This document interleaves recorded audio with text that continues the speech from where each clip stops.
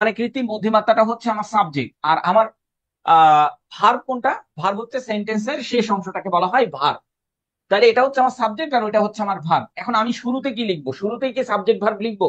না, আমার মুখে আসলো বা আমার মাথায় আসলো এই জিনিসটা যে বর্তমান যুগে, এইটা আগে লিখে ফেলি। তো বর্তমান যুগে এইটা আপনি অনেক ভাবে লিখতে পারেন, এট প্রেজেন্ট টাইম লিখতে পারেন, অথবা আপনি লিখতে পারেন ইন দা বর্তমান যুগে। ধরেন আপনি এখানে লিখলেন in the recent time. Recent, in the লেখার দরকার নাই, আপনি লিখবেন হচ্ছে ইন রিসেন্ট টাইম। এটা মানেও বর্তমান যুগেও ধরা হয়। ইন রিসেন্ট টাইম, এখানে আমরা কমা দিলাম কিসের জন্য? ইন বসানোর কারণে এখানে একটা কমা বসেছে, ইন রিসেন্ট টাইম।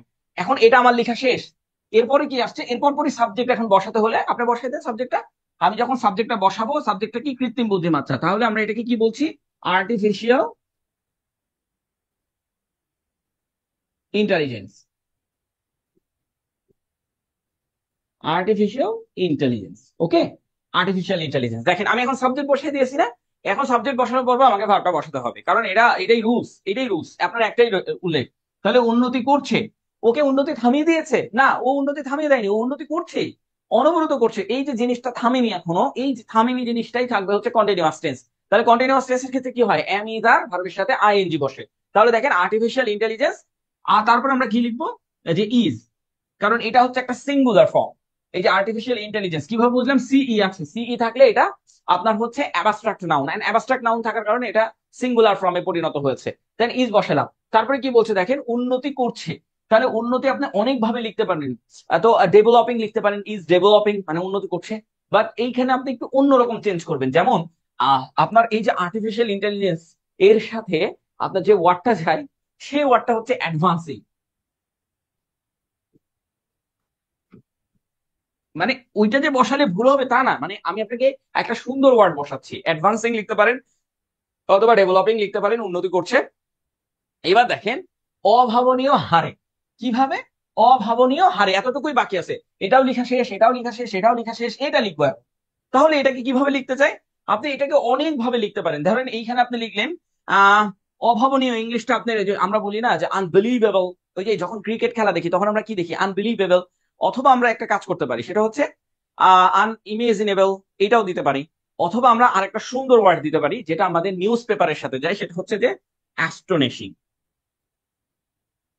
আচ্ছা, অ্যাস্টনিশিং। আচ্ছা, অ্যাস্টনিশিং।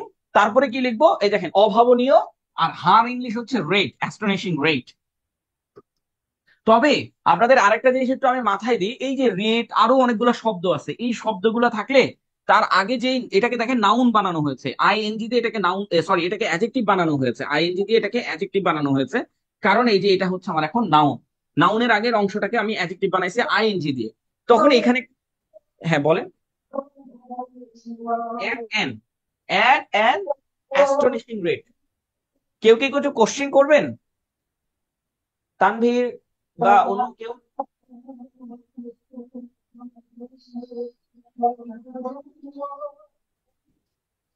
আমি আপনার যদি কোশ্চেন করেন তাহলে আরেকবার মিউট আনমিউট করে কোশ্চেন করবেন। আমি মিউট করলাম, আমি বুঝতে পারছি না আপনি কোশ্চেন করছেন কিনা। Astonishing great. So at an astonishing great, এরকম অনেকগুলো শব্দ আছে আমার মনে ছিল। এই শব্দগুলোর সাথে আপনার এই শব্দগুলো বসালে, অ্যাড বসালে দেখতে সুন্দর। তবে যে অ্যাড বসাতেই হবে এমনটা না, না বসালেও সুন্দর হবে। আর অ্যাড বসালে একটা অ্যান বসাবেন, an, at an astonishing great.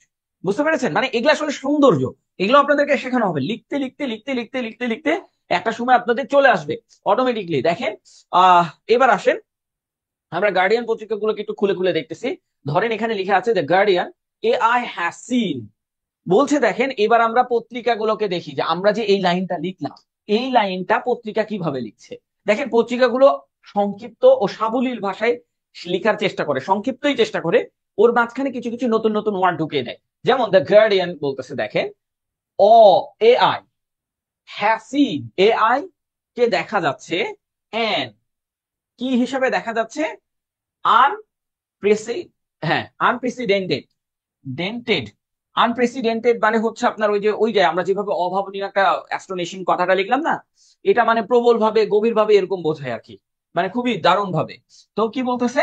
Search, এটার মানেই হচ্ছে, পুরোটার মানেই ওইটা বোঝাচ্ছে যে আনপ্রেসিডেন্টেড সার্চ, মানে গভীরভাবে। ইন ডেভেলপিং, দেখেন আমরা ডেভেলপের বদলে আমরা যে শব্দটা বসিয়েছি সেটা বসিয়েছিলাম হচ্ছে অন্য একটা শব্দ বসিয়েছি। কোন শব্দ বসিয়েছিলাম? আমরা বসিয়েছিলাম হচ্ছে অ্যাডভান্সিং। সো গার্ডিয়ান কি বসেছে? In developing. আপনি ইন অ্যাডভান্সিং ও বসাতে পারতেন, কিন্তু আপনার এখানে এরা যে আরে ভার্ব ধরেছে সেটা হচ্ছে যে এই যে এইটাকে হচ্ছে এই যে এইখানে ভার্বটা ধরেছে, এই জন্য এইটাকে এখন নাউন বানানোর কারণে এটা নাউনের আগে একটা প্রেপজিশন ইউজ করেছে, ব্যাস। আর আমরা এইটাকেই ভার্ব হিসেবে ধরে রাখছিলাম, তারা এটাকে ভার্ব হিসেবে ধরেনি। এটাই, আর কোনো পার্থক্য নাই। ইন রিসেন্ট ইয়ার্স মানে ইন রিসেন্ট ইয়ার মানে বর্তমান সময়। আমরা ইন রিসেন্ট টাইম লিখলাম, তারা বললো ইন রিসেন্ট ইয়ার্স, এটাকে শেষেও দেওয়া যায়। পার্থক্যটা আসলে কোথায় গার্ডিয়ান পত্রিকার মধ্যে আর আমাদের লিখনের মধ্যে? পার্থক্যটা আসলে কোথায় একটু ভালো করে লক্ষ্য করলে এই সেন্টেন্সের মধ্যে দেখবেন। দেখেন আমরা কি লিখেছি? Artificial intelligence. তারাও কিন্তু এআই লিখেছিল। তারাও কি লিখেছে? এআই, যেটাকে আর্টিফিশিয়াল ইন্টেলিজেন্স আমরা বড় করে লিখেছি, তারা লিখেছে এআই। তারা লিখেছে হ্যাজ সিন, মানে তারা হচ্ছে প্রেজেন্ট পাস্টে চলে গেছে, সরি হ্যাঁ প্রেজেন্ট পারফেক্টে চলে গেছে। এই যে দেখেন হ্যাজ সিন, এইটা হচ্ছে আমার ভার্ব, প্রেজেন্ট পারফেক্টে গেছে, এটা কোনো সমস্যা না, টেন্সের একটু একটু পরিবর্তন করতে পারবে। তারপরে দেখেন আমরা যেমন অভাবনীয় ভাবে এটা একটু অন্যভাবে লিখেছিলাম, যে অভাবনীয় ইংলিশটা কি লিখেছিলাম? অ্যাস্টোনিশিং রেট, অভাবনীয় রেট। তারা এই অভাবনীয় রেটের এই জায়গাতে একটা নতুন শব্দ ইউজ করেছে, এটা অভাবনীয়র মধ্যেই পড়ে, গভীরভাবে পড়ে। তো এটা হচ্ছে আনপ্রেসিডেন্টেড সার্চ, গভীরভাবে। ইন ডেভেলপিং ইন রিসেন্ট ইয়ার, দেখেন কত সুন্দর করে ওরাও সাজাইছে। এটা গঠন প্রণালী আপনি আস্তে আস্তে শিখে যাবেন, এটা শুধুমাত্র টেন্সের পরিবর্তন ওরা ঘটিয়েছে। আল জাজিরা পত্রিকা কি করতেছে দেখেন, আমরা আজকে আল জাজিরাই শুরুতে নিয়ে আসলাম। আর্টিফিশিয়াল ইন্টেলিজেন্স, যেটা আমরা লিখেছিলাম তারা ওইটাই লিখেছে। আমরাও ইজ লিখেছিলাম, তারাও ইজি লিখেছে। তারপরে কি দেখেন, ইভলভিং। আমরা এই ইভলভিং এর জায়গায় আমরা কি লিখেছিলাম? ইভলভিং এর জায়গায় আমরা লিখেছিলাম হচ্ছে অ্যাডভান্সিং। তারা ইভলভিং এর জায়গায় অ্যাডভান্সিং এর জায়গায় লিখেছে ইভলভিং। ইভলভিং মানে বিকশিত হওয়া, আর এই উন্নতি করা বিকশিত হওয়া একই জিনিস, শুধু মাঝখানে একটা অ্যাডভার্ব দিয়ে দিয়েছে। সো অ্যাডভার্বের ক্লাসে তো আপনাদেরকে এটা শেখানো হবে যে কোন অ্যাডভার্ব গুলো মাঝখানে বসালে দেখতে সুন্দর লাগবে। জাস্ট একটা অ্যাডভার্ব ইউজ করেছে, আপনি প্রত্যেকটা ভার্বের আগে অ্যাডভার্ব ইউজ করবেন, এইটা সৌন্দর্য বৃদ্ধি করে। আমরা আমাদের লেখনীতে এখন থেকে একটু পর ওইটাই করব। রিশেপিং, রি মানে পুনরায়, আর শেপ মানে হচ্ছে পুনর্গঠন। আমরা বলি না রিফর্ম, সেখানে এরা বলছে রিশেপিং। দা কি বলতেছে? Dynamics of the digital age, মানে বর্তমান যুগ। ডিজিটাল এজ মানে হচ্ছে আধুনিক যুগ, বুঝতে পেরেছেন? তো আমরা আধুনিক যুগটাকে রিসেন্ট টাইম বর্তমান যুগ, আর ডিজিটাল এজ লিখেছে। আপনি এটা লিখতে পারেন ইন রিসেন্ট টাইমের বদলে, বর্তমান সময়ের বদলে ডিজিটাল এজ লিখে দিতে পারেন। তো দেখেন dynamic of the digital age, মানে dynamic of the digital age, এই শব্দটা একটা নতুন শব্দ যুক্ত করেছে, এটাকে দেখতে সৌন্দর্য বৃদ্ধি করার জন্য। একইভাবে নিউ ইয়র্ক টাইমের দিকে একটু লক্ষ্য করেন। মানে পত্রিকা হচ্ছে এইটা, যে আপনাকে এদিক ওদিক সেদিক করে দিবে। দেখেন দা পেস, আমরা যে পেস বল করি না, পেস বল, এই পেস মানে দ্রুত। অ্যাট হুইচ, যেটা, যে যে দ্রুতগামী, যে দ্রুতগামী, এই যে এই যেটা বাংলা বাক্যে আগে আসে না, ওই যে এটা আগের দিন শিখেছে, যে দ্রুতগামী আর্টিফিশিয়াল ইন্টেলিজেন্স, আর্টিফিশিয়ালের যে দ্রুতগামিতা, আর্টিফিশিয়ালের যে দ্রুতগামিতা ইজ অ্যাডভান্সিং, হ্যাঁ উন্নতি করছে। আর্টিফিশিয়ালের দ্রুতগামিতা অ্যাডভান্সিং, ওই যে আমরা একদম পড়েছিলাম যে থাকলে কি হবে, যে সব এই কথাগুলো দিয়ে সেন্টেন্স শুরু হলে কি হবে, তখন আমরা বসাচ্ছিলাম হুইচ, আপনাদের আগে পূর্বের একটা ক্লাসে দেখানো হয়েছে। সো এখানে ওই একই জিনিস, এটাকে এইভাবে অনুবাদ করতে হয়। আমরা যখন আবার ইংলিশ থেকে বাংলা অনুবাদ করবো তখন এটাকে আরেকবার রিভাইজ করে ফেলবো, আর এটাকে প্রতিদিনই রিভাইজ করবো। Is advancing today, in recent time today, ওরা রিসেন্ট টাইমের জায়গায় টুডে টুডে লিখেছে জাস্ট। আচ্ছা এরপরে দেখেন এইখানে লিখেছে যে উড হ্যাভ, এটা একটা মডাল ভার্ব ইউজ করেছে। উড হ্যাভ দিয়ে একটা মডাল ভার্ব ইউজ করেছে। এখন আপনি বলতে পারেন আচ্ছা এইখানে তো একটা অলরেডি ভার্ব ইউজ করেছে, এই যে দেখেন ইজ অ্যাডভান্সিং, এইখানে তো একটা ভার্ব ইউজ করেছে, আর একটা মডাল ভার্ব কেন ইউজ করলো? একটা বাক্যে আপনি 14টা মডাল ভার্ব ইউজ করবেন, কোনো সমস্যা নাই। সো এরাও একটা মডাল ভার্ব ইউজ করেছে, উড হ্যাভ সিমড। বুঝে গেছে? এটা বোঝা যাচ্ছে যে ইম্পসিবল, ও ইম্পসিবল না, কিন্তু এটা হচ্ছে ইম্পসিবল, মানে অসম্ভব কোনো কিছু।